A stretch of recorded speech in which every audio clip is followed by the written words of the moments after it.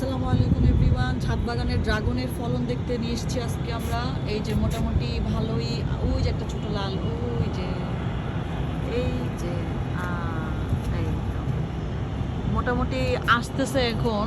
আমাদের বাগানে সবাই একটু লেট রেসপন্স করে। এই যে আর একটা, এই যে এখানে একটা অলরেডি, এটা বেশ কিছুদিন আগে আসছিল, এটা অলরেডি ফল হয়ে গেছে। তো আরও কিছু আসতেছে, আরও কোন দিকে আছে।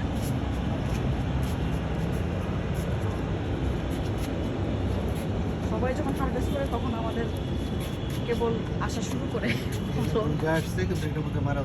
আচ্ছা, এই যে এটা অলরেডি ডেড, এটা এখন মানে মারা গেছে অলরেডি, এটা কালো হয়ে গেছে।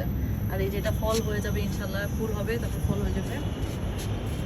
তো আর ওই যে আর একটা ছোট বেবি, এই যে এখানে একটা আছে, মাশাআল্লাহ অনেকগুলো হয়েছে।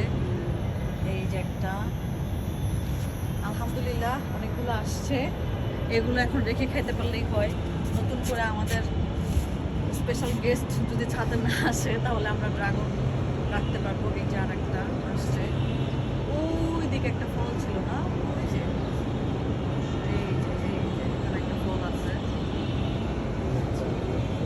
এখানে আরো কয়েকটা ফল আসছে, এই যে আরো কয়েকটা আসছে, এই যে আরো আসছে।